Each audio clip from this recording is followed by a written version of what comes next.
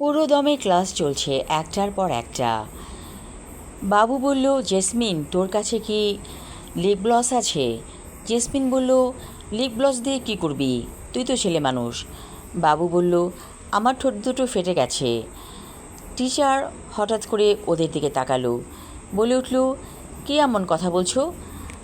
লজ্জা পেল বাবু, আর কিছু বলল না। এক ফাঁকে জেসমিন ক্লাস থেকে বেরিয়ে গেল। ভীষণ বোরিং লাগছে ক্লাসটা। অবশেষে শেষ হলো ক্লাস। সবাই বেরিয়ে গেল ক্লাস থেকে।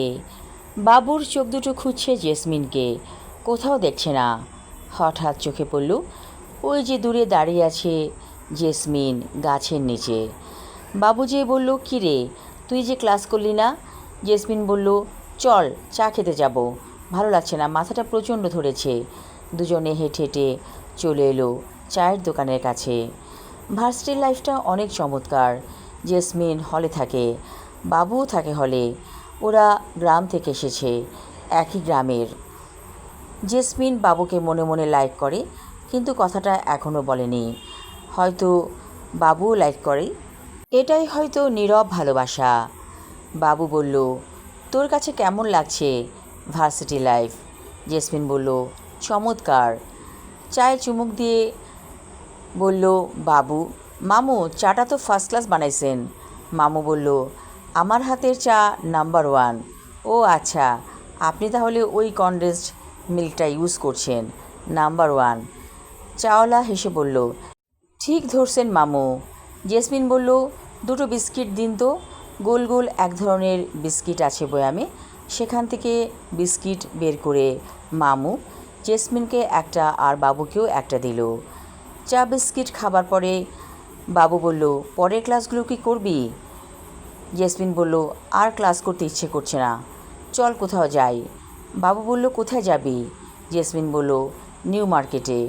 ওরা একটা রিক্সা ভাড়া করে নিউ মার্কেটের উদ্দেশ্যে উঠে পড়ল।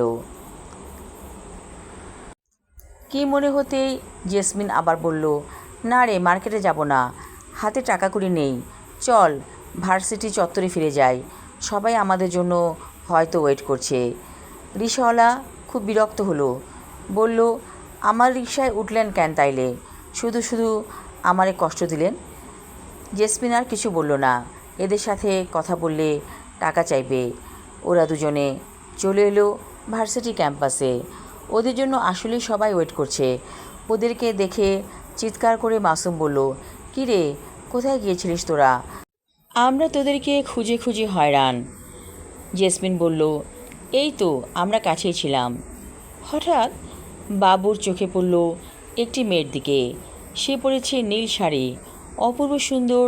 মেয়েটিকে দেখে বাবু অবাক হয়ে গেল। সে তাকিয়ে আছে মেয়েটির দিকে, মনে হচ্ছে যেন আকাশ থেকে নীলপরি নেমে এসেছে। জেসমিন বলল, এই মেয়েটিকে তো কখনো দেখিনি, ও কোন ডিপার্টমেন্টে পড়ে? মাসুম বলল, আমাদের ক্লাসই পড়ে, কয়েকদিন জ্বর ছিল তাই আসতে পারেনি। ফার্স্ট ইয়ারের ক্লাসগুলো ভালোই চলছে সবার, মোটামুটি বন্ধুত্ব হয়েছে একজনের সাথে আরেকজনের।